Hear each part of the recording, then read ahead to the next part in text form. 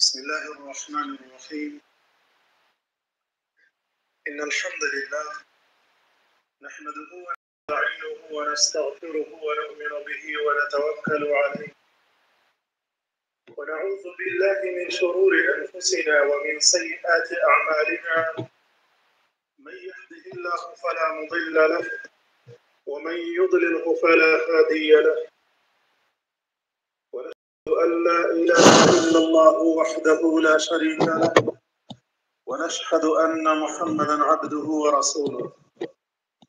أما بعد، إن الله وملائكته يصلون على النبي يا أيها الذين آمنوا صلوا عليه وسلموا تسليما.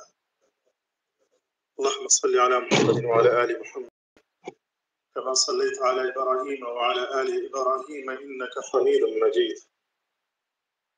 اللهم صل على محمد كلما ذكره الذاكرون، وصل على محمد كلما غفل عن ذكره غافلون. اللهم لا علم لنا إلا ما علمتنا إنك أنت العلام الغيوب. رب اشرح لي صدري ويسر لي أمري واحلل عقدة من لساني يفقه قولي. عزیزان، دعا بفرمایین الله سبحانه و تعالی هر آنچه که اینجا گفته می شود در دربار خودش قبول بفرمایند و به همه من و شما توفیق عمل کردن را عنایت بفرمایند و الله سبحانه و تعالی کلماتی را به زبان این حقیر جاری بفرمایند که موجب رضایت و خوشنودی او سبحانه و تعالی می شود. ممکن هفته باقی باشد تا آمدن رمضان.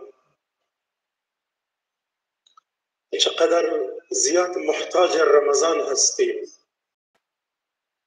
چقدر زیاد محتاج گنجهای رمضانی هستیم، چقدر قلبهایی که زنگ گرفته اند و برای صیقل قلبها محتاج رمضان هستیم.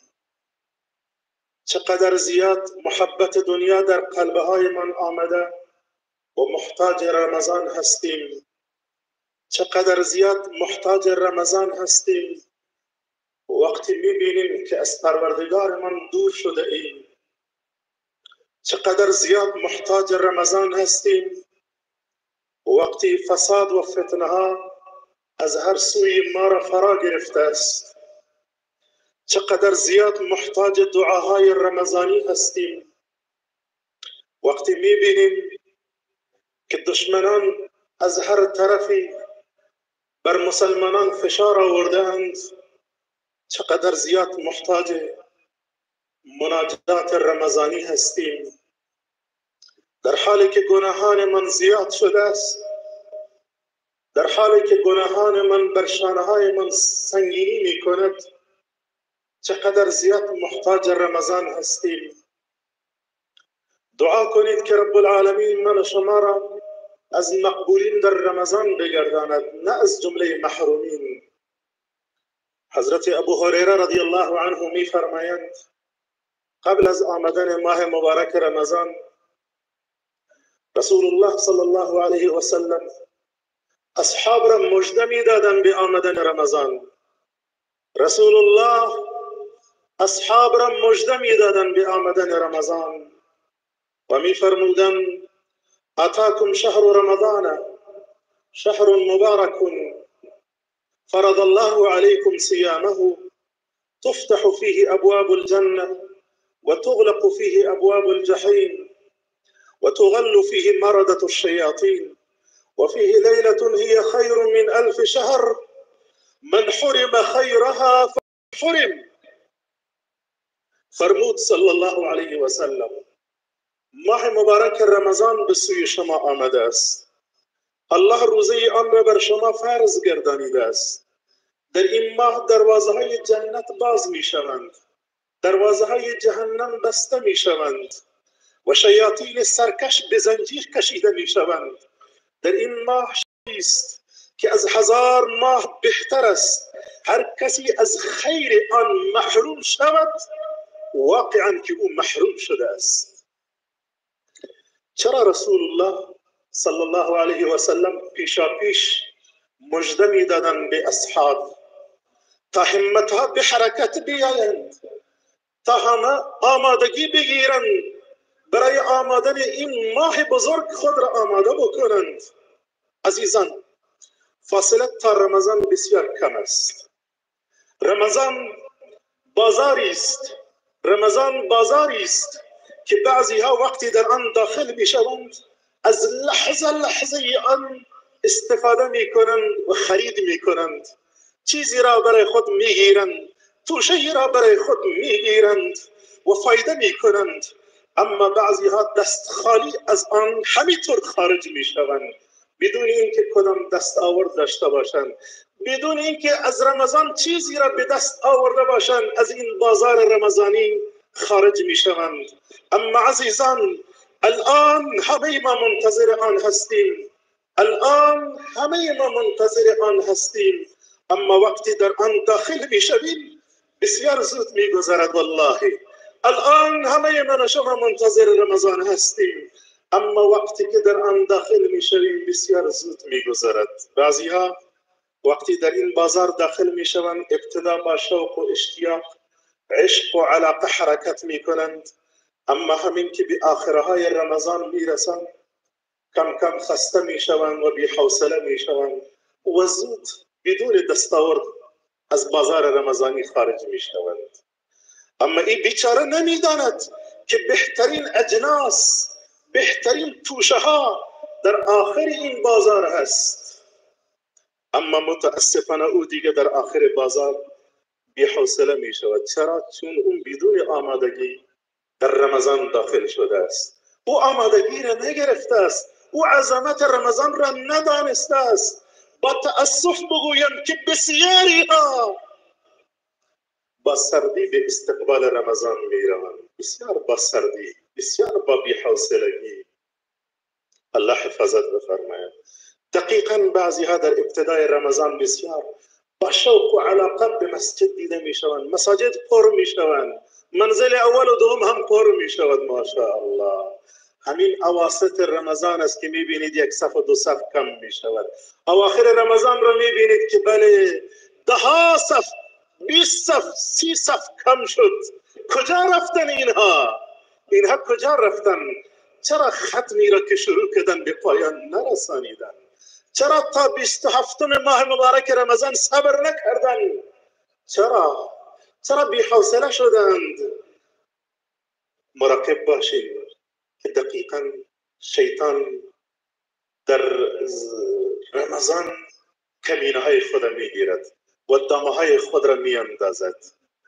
وای بر حال کسی که در این دام گیر بیاید و گرفتار شود و بعد میبینید که بدون هیچ دستاوردی از رمضان بیرون شد. الله حفاظت بفرمایند. میبینیم بسیاری ها در آخر رمضان وار ما از دست میدهیم، در حالی که معلم فضل میفرمایند در گذشته 6 ماه قبل از رمضان دعا میکردند که به رمضان برسند، بعد 6 ماه دعا میکردند که رمضان آنها قبول شود. سبحان الله، چه عظمتی دارد این رمضان. ما سال گذشته عرض کردم که والله اگر سالها هر روز من و شما در مورد رمضان بزنیم از فضائل رمضان چیزی را نتوانستیم بگوییم. رمضان تحفه است از جانب رب العالمین که الله به این امت داده است. عزیزان، رمضان تحفه است که الله به این امت داده است. رمضان گنجی است که الله به این امت داده است. در گذشته آنها از ماه رجب شعبان خود را آماده می‌کردند به این هدف که بعد در رمضان طاعت و عبادت برای آنها آسان شود، به این هدف و مقصد که طاعت و عبادت در رمضان برای آنها سنگینی نکند. رمضان مانند بارانی است که با رحمت‌هایش میبارد. آیا ما برای این باران زمینه را فراهم کرده ایم؟ آیا ما برای باران‌های رمضانی و رحمت‌های رمضانی زمین را آماده کرده ایم که این باران ببارد و از آن استفاده بکند. بسیاری ها از این بعد الان دیگه لیست میگیرند کدام مواد بکار است. بسیاری ها به استقبال رمضان با آماده کردن مواد غذایی میروند. مواد غذایی را آماده میکنند تا به استقبال رمضان بروند. فکر میکنند که رمضان ماه معده است، فکر میکنند که رمضان ماه شکم است. شروع میکنن یادداشت میگیرن که بله چه چیزی بکار است، به چه چیزی بکار نیست. چه وقت سمبوسه باشد و چه وقت نمیفهمم بولانی باشد. سحری چه چیزی را آماده بکنیم، افطاری چه چیزی را آماده بکنیم. الان دیگه این روزها در خانه ها مشوره بر همین مسائل هست که باید چه مسائل را باید مراعات بکنیم، چه باید خریده شود و چه باید خریده نشود و چه چیزی برای افطاری و سحری باید آماده بشود. ما بغیر از عبادت و طاعت و بندگی دیگه برای هر چیزی آمادگی میگیریم. این است آمادگی ما برای رمضان. عزیزان، رمضان با خیرات و برکاتش میاد. والله مانند گذشته رمضان با خیرات و برکاتش میاد و یادتان باشد که بسیار با سرعت میگذرد. بعضی ها ضرر میکنن، بعضی ها فایده میکنن. به هر حال رمضان منتظر نمیماند که تا تو بیکار شوید. رمضان منتظر نمیماند تا تو کارهایت خلاص شود و بعد از رمضان استفاده بکنید. فرمود صلی الله علیه و سلم من حرم خیرها فقد حرم. کسی که از برکات ماه مبارک رمضان محروم شد او واقعا محروم شده است، او واقعا محروم شده است. الله من شما را محروم نگرداند. رمضان نعمتی است که الله به این امت داده است و کسی از آن میتواند استفاده بکند که قدرش را بداند. قدر رمضان را بدانید. عمر نعمتی است که الله الان به شما داده است. جوانان توجه بکنید و موسفیدای عزیز نور چشم ما توجه بکنید. عزیزان، الله عمری را به من شما داده است و این عمر نعمتی است. کلانها از شما رفتند و کوچکترها هم از شما رفتند. بروین قبرستان ببینید کسانی که عمرشان از شما زیاد بوده است او را هم میبینید و کسانی که از شما کوچکتر بودند او را هم میبینید. اما رب العالمین به شما فرصت داد که شما را الان میخواهد به رمضان برساند و والله معلوم شاید هم رسیدن بعضی ها به رمضان مقدر نباشد. بدانید رمضان را فرصتی از جانب رب العالمین برای خود بدان. رمضان گنجی است که از آن استفاده کن که والله پشیمان میشوی. محتاج رمضان هستیم تا گناهان من مغفرت شود و قلبهای زنگ زده من و شما صیقل شود. عزیزان، محتاج رمضان هستیم تا قلبهای من نورانی شود. محتاج رمضان هستیم تا قلبها نرم شوند. محتاج رمضان هستیم تا قلبها پنپذیر شوند. محتاج رمضان هستیم تا قلبها به حرکت بیایند. این قلبهای مرده دور از رویتان، قلبهایی که دیگه همه چیز را میبینیم در او خفته شده است و به خواب رفته است، تا باشد در رمضان به حرکت بیاید و بیدار شود. صلی الله علیه و سلم الصلوات الخمس والجمعة ورمضان إلى رمضان مكفرات ما بين إذا اجتنب الكبائر. نمازهای پنجگانه از جمعه تا جمعه دیگر، از رمضان تا رمضان دیگر، اینها پاک کننده گناهان ما بینشان هستند به شرطی که از گناهان کبیره اجتناب بشود. چه کسی فرموده است؟ محمد رسول الله صلی الله علیه و سلم فرمود صلی الله علیه و سلم حدیثی را که من الان برای شما میخوانم. من فکر میکنم که الان در تمام دنیا خطبای این حدیث را برای مقتدیایش میخواند. فرمود صلی الله علیه و سلم من قام رمضان ایمانا و احتسابا غفر له ما تقدم من ذنبه. هر کسی ماه رمضان را با ایمان و امید پاداش الهی به عبادت بگذراند، گناهان گذشته او بخشیده می شود. با ایمان به وعده های الهی و امید پاداش بگذراند، گناهان گذشته او بخشیده می شود. ممکن بگویید پروردگار از 30 روز زیاد است، من نمی توانم تمام شبها را بیدار باشم. ربا، این برای من سنگین است که من کل شبها را بیدار باشم، شاید نتوانم، سخت است. فرصت دیگری را می دهد. فرمود صلی الله علیه و سلم: من قام لیلة القدر ایمانا و احتسابا غفر له ما تقدم من ذنبه.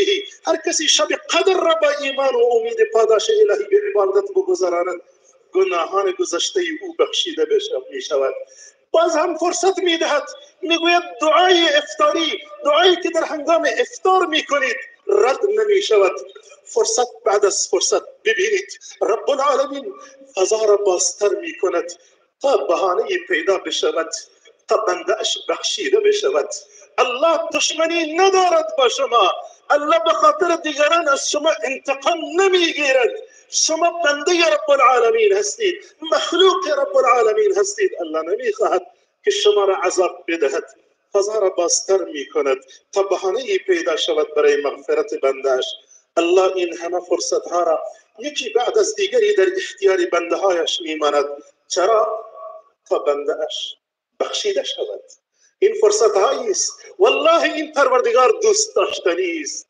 این پروردگار واقعا باید او را ما در قلب جای بدهیم که سر تا پای در نعمتهای او غرق هستیم و موسم طاعت و بندگی را یکی بعد از دیگری بر ما می آورد تا بخشیده شویم.